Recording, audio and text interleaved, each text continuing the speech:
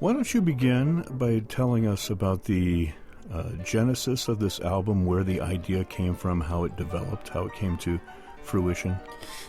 Well, I think in all my CDs I try to reflect the kind of programs I offer in concert, I suppose, and there's usually quite a lot of variety in what I present. And the initial idea for this album was for it to be a sort of Baroque revisited album, where it was composers looking back to the Baroque and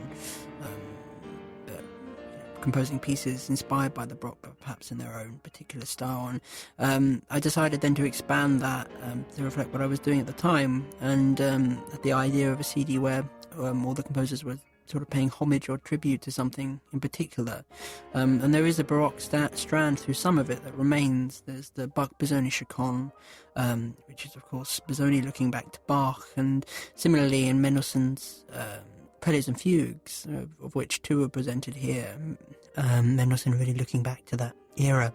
There's the Franck Prelude Fugue, and as a sort of generous, you could say, set of bonus tracks on the digital edition is available Ravel Tombeau de Couperin, for which there wasn't room for on the CD, which is Ravel looking towards the French Baroque and the sort of sensibility of the French Baroque dance suite. And that is the Baroque segment of the CD, and then there is Chopin's Barcarolle and Liszt, Venezia and Napoli, where the composers are looking towards particular places. Chopin to Venice, which is a place that he never visited. In this work, he sort of almost looks to it with a sense of nostalgia, although he never actually went there. And then also Liszt, Venezia and Napoli, which is a wonderful set of three pieces by Liszt, in which he uses themes that would have been very famous on the streets of those cities at the time. They're the kind of thing that you'd hear someone humming on the end of the street, and it's a wonderful piece of piano writing, as I said. Yeah. You talk about Chopin never having visited Venice. Have you been there yourself, out of curiosity? I've never played there. I've had unfortunate experiences of Venice, is that both times that I've been there, I've been changing trains and it's been pouring down with rain. So I haven't seen Venice in the best light yet, shall we say. So you're perfectly suited to empathize with Chopin, I guess. Yes, I suppose so.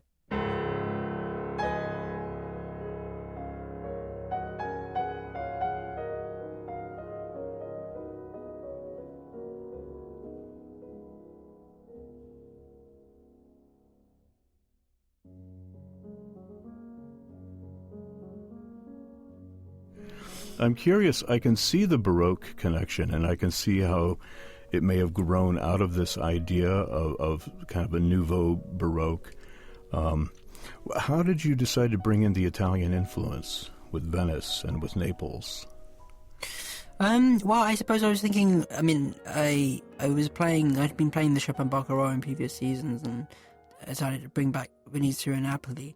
So I suppose it sort of came from the recital program, and then I saw the connections between the pieces, and thought of it. There's also, of course, in some of the works, a sort of the idea of personal tribute as well. In Ravel Tombeau de Couperin, each movement is dedicated to a friend who died in the First World War, and there's said to be the same sort of, you could say, posthumous tribute in the Mendelssohn E minor fugue, which is supposedly he wrote that at the bedside of a dying friend, and sort of the piece symbolizes his struggle, I suppose, as he went through his illness and passed away. So it was sort of exploring these different ideas of tribute, looking to the past and also to particular places and to particular people as well. Yeah, so hence the title Homages or Homages. How would you pronounce that? I think the idea is that it's an English Homages. Okay. But as you like.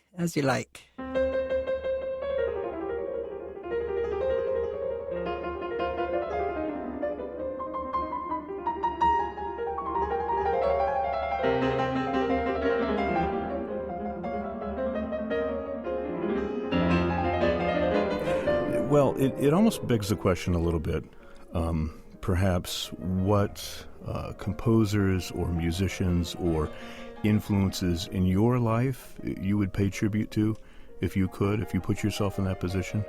Obviously, your mother is very much involved from the very beginning. Oh, personally, yes. Yes, my mother, for sure. I mean, she was my first piano teacher. She was my only piano teacher until I was sort of 9 going on 10. I started learning with someone, a lady called Hilary Coates in London, and then I moved on afterwards to her husband, Christopher Elton, who was the head of keyboard at the Royal Academy of Music, and he's sort of been my main teacher since. But my mother was still a continual presence, and she travelled with me through the early part of my career, and so she sort of knew, and I suppose still knows, my playing better than anyone else, and it was wonderful to have her ears there in concerts and rehearsals to give valuable advice. Now, you're 24 years old, right? Yes. Yeah. Do you still sort of confer with her when you're embarking on a new adventure? Yes, I mean, she comes to... yes, I still talk to her about certain things, and she comes to concerts now and then, and of course is still able to give the same kind of comments that she used to then.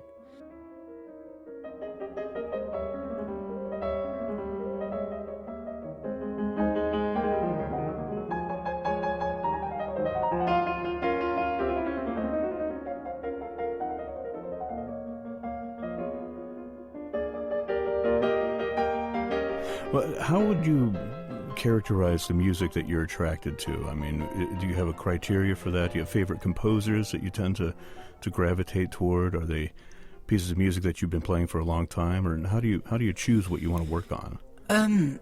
I think I explore a very wide variety of repertoire. I like very many things.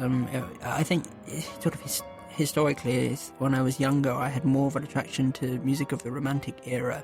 So I played a lot of Chopin, and but of course after that expanded. I mean, I play many things. So there were more of unusual things. I'm attracted very much to Spanish repertoire. I love playing things like Albéniz and Granados and Montpou and composers like that. I love the sort of the such colourful evocations of their subjects and of their country as well. It's quite nationalistic music and the dance rhythms that it uses and things.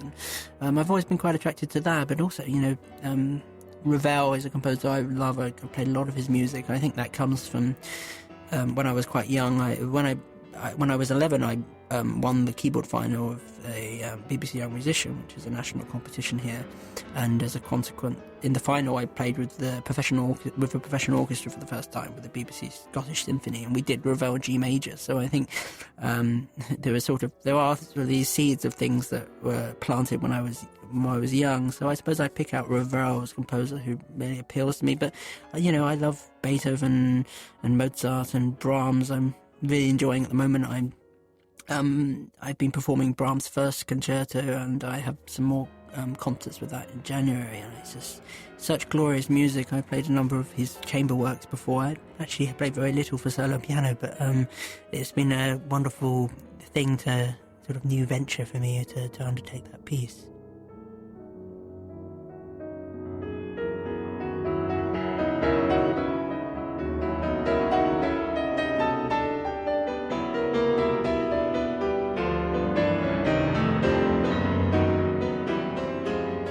Pianist Benjamin Grosvenor, whose latest album is called Homages. It's from Decca Classics. Again, Benjamin, congratulations on the new recording. Thanks for joining us today here on FM 91. It's my pleasure. Thanks for having me.